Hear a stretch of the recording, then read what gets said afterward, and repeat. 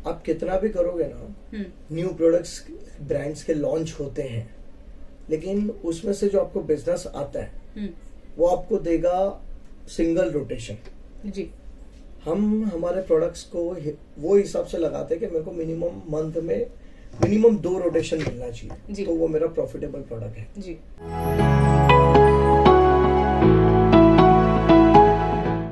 नमस्ते दोस्तों, मैं सुति रस्तोगी, आपकी किराना फ्रेंड। आज पहुंच गई हूं विरार, मोमैया लो प्राइस स्टोर। बहुत फेमस स्टोर है विरार का, वहां मिलने उनके ओनर हरीश भानुशाली जी से। बहुत बहुत शुक्रिया आपका हमसे मिलने के लिए। Thank you. तो जब मैं आज आ रही थी तो मैंने देखे कि एक स्टोर, दूसरा स्टोर, तीसरा स्टोर, मतलब 4 स्टोर आज आपने खोल दिए हैं। तो जैसे आप जब सेकंड स्टोर खोल रहे थे तो आपने लोकेशन देखी होंगी, मतलब तो आपने कैसे डिसाइड किया कि ये लोकेशन मेरे दूसरे स्टोर के लिए बिल्कुल परफेक्ट है? अब लोकेशन में ऐसा है कि हम पहले चेक करते हैं मेरे को फिजिबल है, मैं उतने डिस्टेंस तक जा सकता हूँ। आज मेरे चारों के चारों ब्रांच विरार और विरार ईस्ट में ही है जी। मतलब हम ये नहीं देखते कि भाई अभी हम नाला सोपरा जाते हैं या वसई जाते हैं और दूर दूर यहाँ पे मेरे को ज्यादा पब्लिक दिख रहा है, वो नहीं। मैं जहां तक पहुंच सकता हूँ इजीली, जहां तक मेरे पैर में दौड़ के पहुंच सकता हूँ, उतने लोकेशन पे हम पहले जाते हैं जी। ऐसा नहीं करना है कि एक मैंने ईस्ट में खोल दिया, अब एक वेस्ट में खोल रहा हूँ, अब ये स्टेशन हो गया, अब नेक्स्ट स्टेशन। आपका जोग्राफिक लेवल बहुत बड़ा है। हमारे स्टोर के साइजेस सब हार्डली 2000-3000 स्क्वायर फीट के हैं जी। तो हमें ऐसा नहीं है कि डीमार्ट की तरह हमने एक स्टेशन पे एक स्टोर ओपन कर लिया। आप एरिया लोकेलिटी वाइज जाइए, सब जगह बिजनेस मिलना ही है जी। इसका क्या रीजन है? मतलब हर किराने वाले को मतलब रेंट प्रॉपर्टी खरीदनी ही चाहिए कि रेंट पे जाना चाहिए? इसके रीजन आप क्या? हर किसी का अपना कॉल है। मतलब हमारा तो ठीक है, हमने 3 स्टोर्स किए, हमको लगता है हम सेटिस्फाइड है। अब हमको रेंट भरना और वो अपना कमाओ, अपनी पसीने की कमाई किसी और को पास ऑन करो, उससे अच्छा बैंक का ईएमआई भरो। 10 साल ईएमआई भरेंगे फिर भी 11वें साल हमारे बच्चे को काम आएगा। और ये रेंट भरेंगे वो उसके बच्चे को काम आने वाला पैसा नहीं। जैसे कुछ लोग नहीं, जैसे अगर हर कोई प्रॉपर्टी नहीं ले पा रहा है तो रेंट ऑप्शन है। यस यस, बेफिक्र।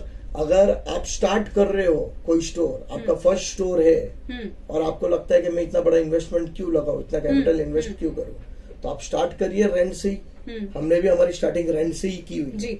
लेकिन फिर जैसे हमारे पास एक बिजनेस का सबसे अहम चीज है वो है, आप जब पैसा कमा रहे हो तो पैसा फिर बिजनेस में डालो।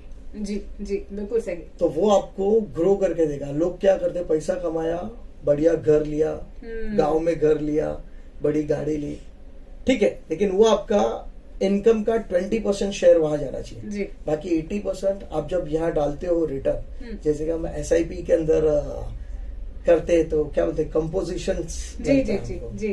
तो आप वही सीन, वही चीज आप अपने बिजनेस में इन्वेस्ट करो, आपको SIP, mutual fund, share market सबसे ज्यादा रिटर्न्स आपको आपका बिजनेस ही देने वाला है, कहीं इन्वेस्ट करने की जरूरत नहीं। लेकिन इन्वेस्टमेंट अपने बिजनेस में फिर करो। तो आप आपकी ओन प्रॉपर्टी ले लो, आपने स्टार्टिंग किया रेंट से, फिर ओन प्रॉपर्टी की तरफ जाओ, भले छोटा स्टोर बने लेकिन ओन रहेगा, वो आपको हमेशा कमा के देगा।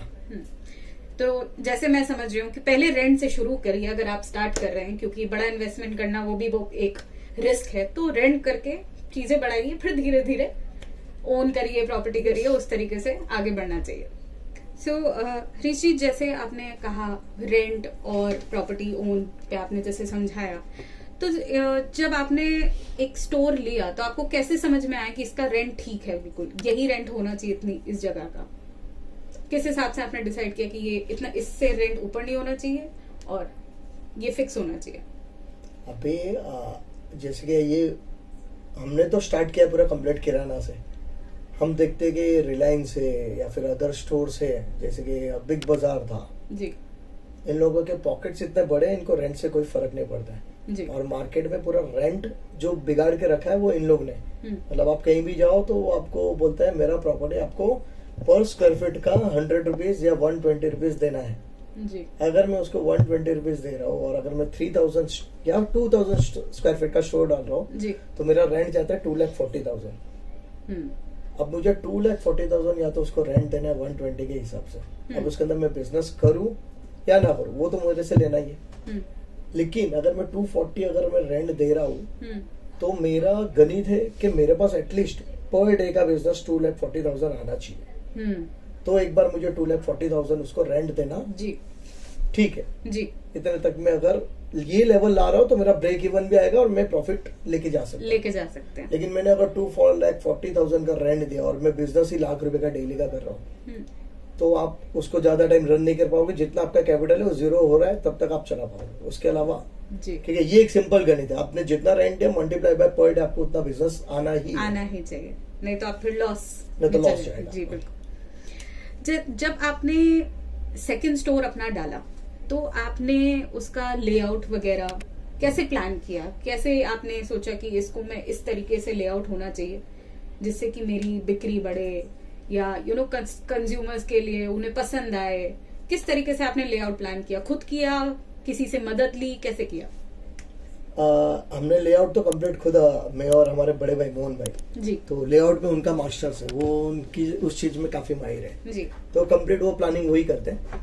तो हमारा एक सिंपल फंड है, हमारे सब स्टोर में आप जाओगे तो आपको एंट्रेंस पे पहले स्टार्टिंग में आपको मॉर्निंग्स के प्रोडक्ट्स मिलेंगे। जैसे कि आप ब्रेकफास्ट में जाओगे तो बिस्किट्स जी, नूडल्स, फिर अपना बॉर्नविटा वगैरह या फिर ये ले लो चोकोस, कैलॉग्स वगैरह, वो सारी चीजें। आप थोड़ा और आगे जाओगे तो आपको हमारा कंप्लीट पैराशूट और डेंटल केयर ये रेंज मिलेगा। ये हमारे सब स्टोर में फिक्स है। अच्छा, हम इसी हिसाब से जाते हैं। अच्छा, कि भाई मेरे को मॉर्निंग में क्या लग रहा है, उसके बाद मेरा दिन कैसे पास हो रहा है, हम वो हिसाब से आगे उसका तो ब्रेकफास्ट, लंच ऐसे करके आपने पूरा अपना प्लानिंग करी। अच्छा, तो जैसे आप कह रहे हैं आपने सामान खरीदा, लेआउट तो आपकी प्लानिंग हो गई, तो फिर जब सामान लेने की बारी आई, अब लेआउट हो गया, प्लान बन गया सब कुछ, तो फिर जब सामान लेने की बारी आई तो आपके जो डिस्ट्रीब्यूटर्स आपने कैसे चूज करे कि इनसे मैं सामान लूंगा, या ये वेंडर्स हैं या ये डिस्ट्रीब्यूटर्स हैं, तो कैसे आपने डिसाइड किया कि इनसे सामान लेना मुझे खरा पड़ेगा? अभी FMCG है, उनके तो फिक्स वेंडर्स ही है। हाँ। वो तो हमें कुछ बाहर से लेना अलाउ ही नहीं होता है, मुश्किल होता है। हम रेट कटिंग्स के लिए बुकर या फिर अदर मेट्रो वगैरह में ट्राई करते हैं कि भाई वहां पे कुछ अच्छे रेट मिल जाए जी। लेकिन जब हम वो चीज करने जाते हैं तो हमारा यहाँ पे कंपनी के पास जो हमारे जो टारगेट्स आते हैं, हाँ, जिसका हमको इंसेंटिव मिलता है 4%, 5% जो हम टारगेट अचीव करें, तो वो जब हम वो प्राइस अगर मैच करने जाते हैं, वो अगर मैं बुकर से ले रहा हूँ, अगर फिर मैं वो मेट्रो से ले रहा हूँ, तो मेरा यहाँ पे टारगेट नहीं होता है, यहाँ पे मेरे को 5% का लॉस होता है। अच्छा। तो वो चीजें हम कंप्लीट हमारा जो ज्योग्राफी का जो हमारा डिस्ट्रीब्यूटर रहेगा उससे ही लेते हैं जी। लेकिन हमारा ग्रोसरी जो है वो हमारा सारा चीज मतलब इंटरस्टेट है। अच्छा। मतलब गेहूं है तो हमारे राजस्थान, गुजरात, अच्छा, MP जी। चावल है तो वो कंप्लीट हमारे साउथ, कर्नाटक, आंध्र प्रदेश वहाँ के रहता है। बासमती है तो वो दिल्ली, हरियाणा। अच्छा। तो वो सारी चीजें हमारी बल्क बाइंग है। और बोलते ना वो हमारा विन विन सिचुएशन का बड़ा हमको फायदा वहां से मिलता है। तो ये तो हो गया आपके प्रोडक्ट। तो मतलब आपके यहाँ हर मतलब देश के हर कोने से सामान मिलेगा आपके दुकान में। अरे वाह, ये तो बहुत ही अच्छी बात है। तो अब आपने जब ये सब सामान लगाया होगा तो अब क्योंकि आपने सुपरमार्केट बना रहे हैं तो ऑब्वियसली शेल्विंग, आपके शेल्व्स एक तरीके से होने चाहिए, तो आपने क्या प्लेसमेंट रखा? शेल्व्स कैसे लगाया आपने? शेल्व्स के लिए हमारा फिक्स है भाविन बलसारा क्राफ्टेक वाले जी। तो वो एक हमारा सेल्स का अगर कुछ कर रहा है, हाँ, तो वो हमारा बंदा फिक्स है कि भाई इन्हीं से करवा के लेना है जी। क्योंकि आज स्टोर्स मतलब जैसे कि मैंने बताया हमारी ओन प्रॉपर्टीज है और रेंटेड अगर लेने जा रहे हो तो रेंट्स इतने हैवी है।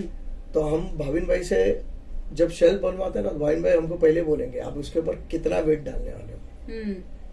हमने बोल दिया कि हम तो उसके ऊपर बॉक्सेस रखने वाले हैं। भाविन भाई ने हमको आज मेरे स्टोर को 8 years कंप्लीट हो रहा है, हमने वो टाइम के उनके शेल्फ्स लिए। आज आप मेरे स्टोर्स में जाओगे ना तो हमने टॉप लेवल के ऊपर साबुन की पेटियां, हमारा हार्पिक, डोमेक्स, हैवी प्रोडक्ट, हम सारा स्टॉक्स उसी के ऊपर करते हैं। अरे वाह।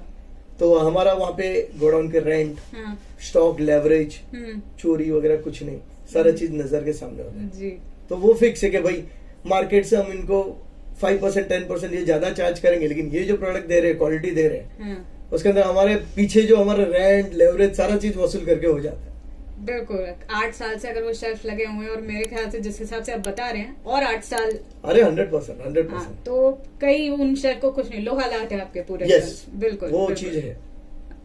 तो अब तो ये तो आपने जैसे स्टोर करा, सब कुछ प्लानिंग आपकी हो गई, आपने स्टोर बना लिया, शेल्फ लगा ली, प्रोडक्ट ले लिया। अब बात आती है स्टाफ की, क्योंकि आप तो एक हैं, 2 स्टोर में कैसे भागा दौड़ी, तो स्टाफ तो बड़ा इम्पोर्टेंट है। तो स्टाफ हायरिंग में आपको कितनी, मतलब आपने कितनी दिक्कत हुई या दिक्कत नहीं हुई, दोनों चीजें हो सकती हैं क्या?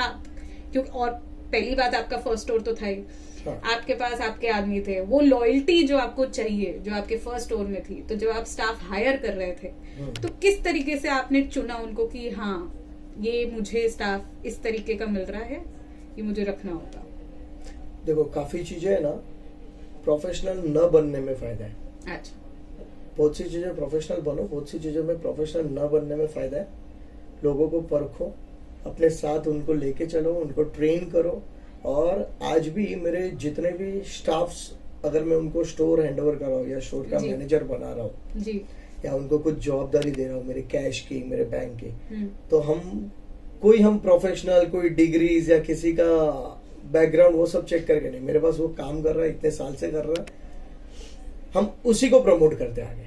अच्छा। हाँ, मतलब वो आया, कोई किसी ने बताया कि भाई मेरा ये एक्सपीरियंस है, ये क्वालिफिकेशन है, ठीक है भाई, हमारे बाकी स्टाफ के साथ तू ये काम कर।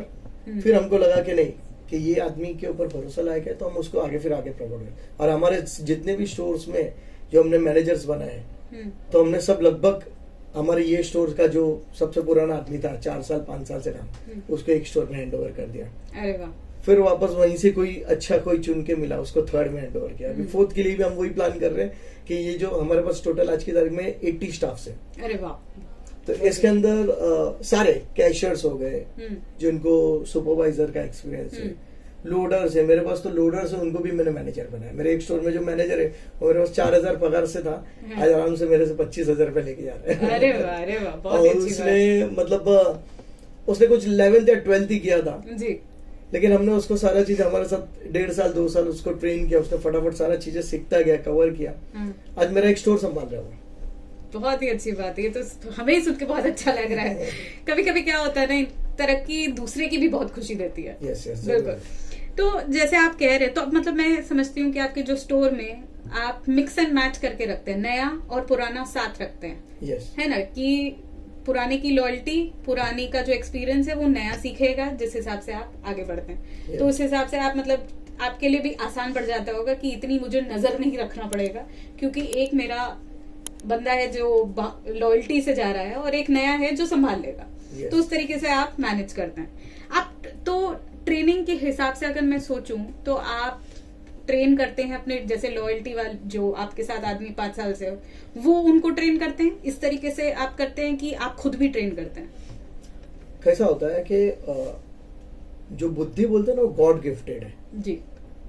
अपन बोलते हैं ना, एक ही माँ के 2 बच्चे लेकिन दोनों के अंदर डिफरेंस रहता है। बिल्कुल। तो वो गॉड गिफ्टेड है।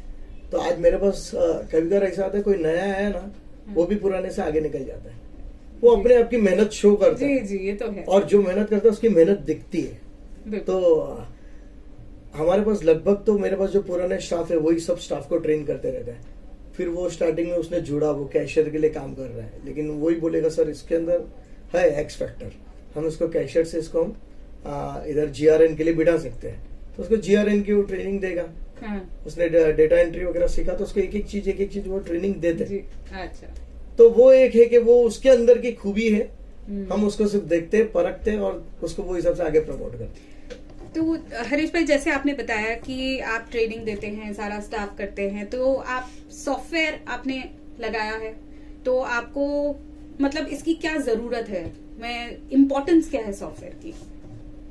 कैसा है, मैंने आपको बताया कि हम स्टार्टिंग किराना से थे, फिर किराना से मार्केट देखा हमने, मार्केट में डीमार्ट वगैरह खोल रहा है, बहुत सारे सुपर मार्केट खोल रहा है, तो हमने भी प्लान किया कि सुपर मार्केट करना है जी। तो स्टार्टिंग में हमको नॉलेज नहीं था, तो हमने डॉस बेस्ड सॉफ्टवेयर यूज किया था।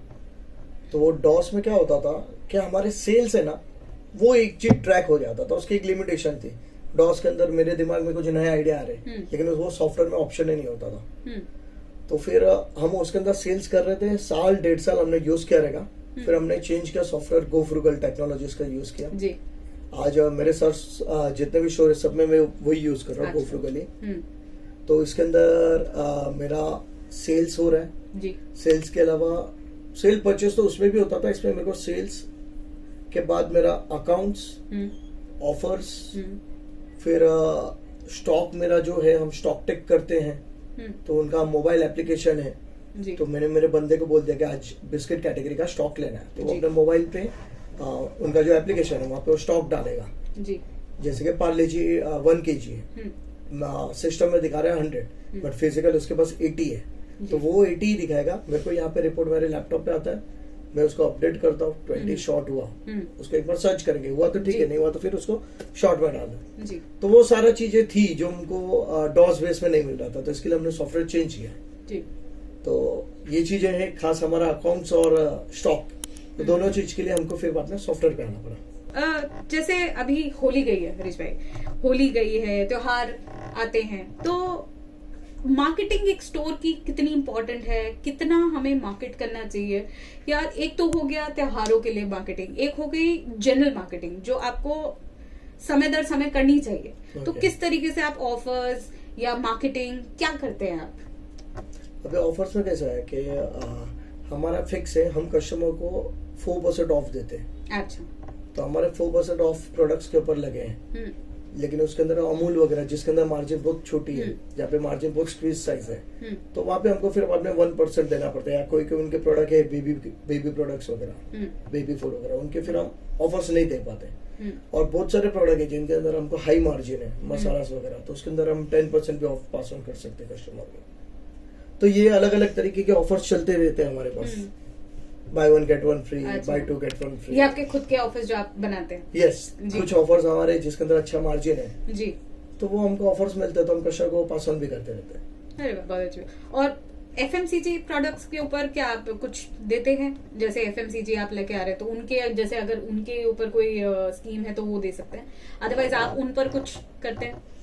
हमारा 4% ऑफ चालू ही रहता है। फिर बिग पैक्स रहते हैं, जैसे कि कोलगेट का 300 ग्राम 500 ग्राम पैक हुआ, शैम्पू के 400 ग्राम और 680 ml के जो पैक्स आते हैं, तो बिग पैक्स में हमको भी ऑफर मिलती है हमारे सप्लायर से, तो हम वो ऑफर हमारे कस्टमर को पास करते हैं, फिर भी हमें एक 10% का मार्जिन बचता है। अरे वाह, तो वो एक गुडविल क्रिएट करता है। जी जी जी, बिल्कुल करता है, बिल्कुल बिल्कुल। एक ट्रस्ट बहुत जरूरी है। यस। और एक बार ट्रस्ट बन गया तो आपके कस्टमर आपको नहीं छोड़ जाएंगे। नहीं छोड़। बिजनेस में एक बड़ा टर्निंग पॉइंट जो आया था वो था कोरोना में।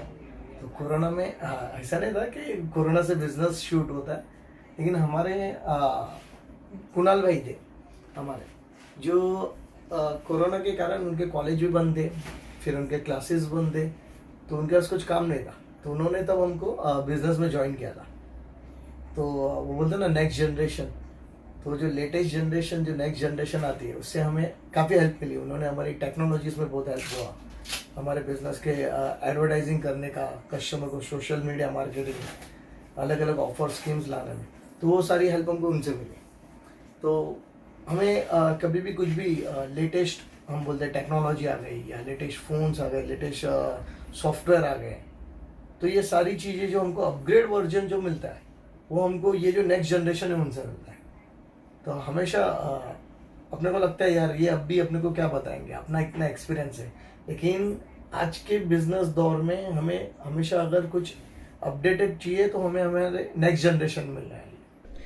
जैसे मैं पूरा, जैसे आप बता रहे हैं आपने स्टोर डाला, आपने ये सब किया, तो मैं समझना चाहती हूँ कि कितना इन्वेस्टमेंट आपका लगा, किस तरीके से आपने प्लान किया, किस तरीके से कितना इन्वेस्टमेंट लगा? इन्वेस्टमेंट कैसा है कि एक कैपिटल इन्वेस्टमेंट होता है जी। स्टोर स्टार्ट करना है तो मुझे कितने का माल भरना है, तो डिपेंड करता है आपके स्टोर की साइज पे जी।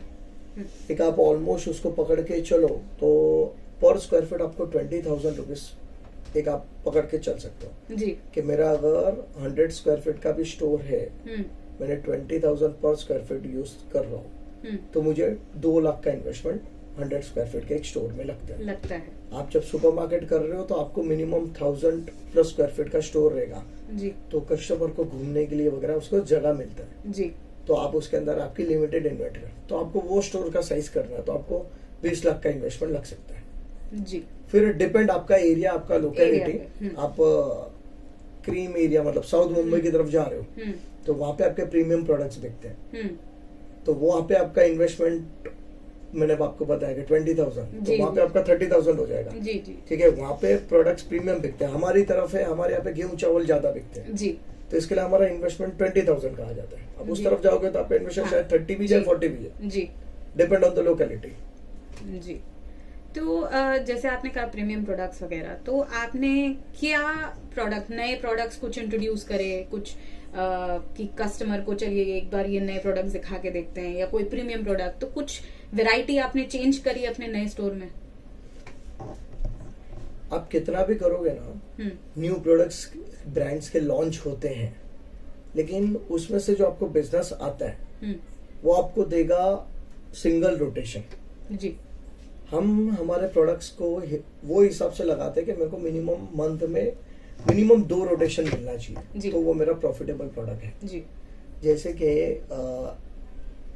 मैंने ले लिया एक एग्जांपल, लैक्मे के प्रोडक्ट्स हो गए जी, या फिर जो कि प्रीमियम ब्रांड्स है, उनके प्रोडक्ट क्या होता है कि मैंने आज लिया, मैंने मेरे शेल्फ पे 6 पीस रखे, लेकिन वो 6 पीस बिकने के लिए 2 महीना लेता है जी। और यही चीज अगर मैं नॉन प्रीमियम प्रोडक्ट्स में जाता हूँ, जैसे कि हमारे मैगी हो गए या बिस्किट्स हो गए, ये सारी वेराइटी मेरे को 2 रोटेशन देता है। मतलब मैंने उनका ₹1,00,000 का माल लिया और मैंने महीने में 2 लाख का बिजनेस किया।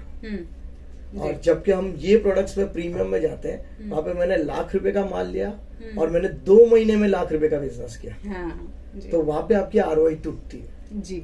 तो हम मैक्सिमम जो फोकस करते हैं हमारे बिजनेस में, वो टॉप 2500 SKUs है जी।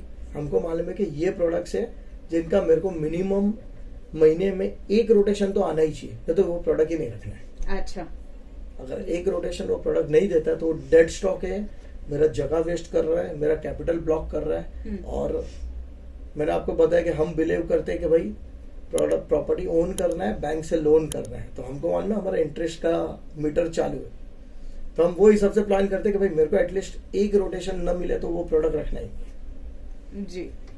ये बात तो बिल्कुल सही है, क्योंकि रोटेशन नहीं होगी तो फिर बिजनेस ये बिजनेस में मेन रोटेशन ही है जी। क्योंकि ब्रांड्स नए रोज नया ब्रांड लॉन्च करते हैं। आज लीवर है, उसका एवरी मंथ आप देखोगे तो एक ब्रांड लॉन्च होता है, वो एक ब्रांड के अंदर कम से कम 20 SKU लॉन्च करेगा जी।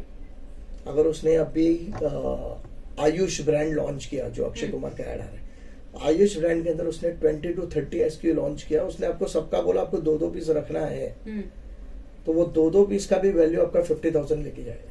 अब वो 50,000 का प्रोडक्ट मेरे स्टोर पे 3 महीना तक रुका है, मेरी जगह रोक रहा है, जो कि मैंने आपको बोला आज 120 रुपए स्क्वायर फीट रेंट है। उसने मेरी जगह रोकी, वहां पे मेरे को नुकसान किया उसने, मेरा कैपिटल रोका, क्योंकि लीवर का डिस्ट्रीब्यूटर है, वो बोलेगा भाई आपको जो भी प्रोडक्ट आया मेरे को मेरा पेमेंट 7 दिन में चाहिए। बिल्कुल चाहिए, बिल्कुल। तो उसने मेरा कैपिटल रोका, मेरी जगह रोकी, नहीं बिका। इससे बेटर है कि मैं वो चीज को अवॉइड करूँ। बिल्कुल सही बात है, बिल्कुल सही बात है।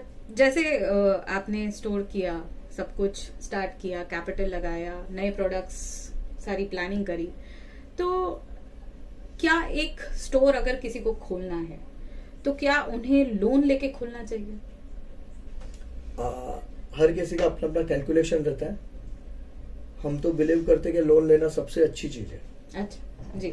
लेकिन आप जब बिजनेस लोन ले रहे हो तो अच्छा, आप होम लोन लोगे, कार लोन लोगे, मोबाइल लोन लोगे, ये सारी चीजें आपके कैपिटल को डैमेज करता है। अच्छा, ये आपकी ग्रोथ डैमेज करता है जी।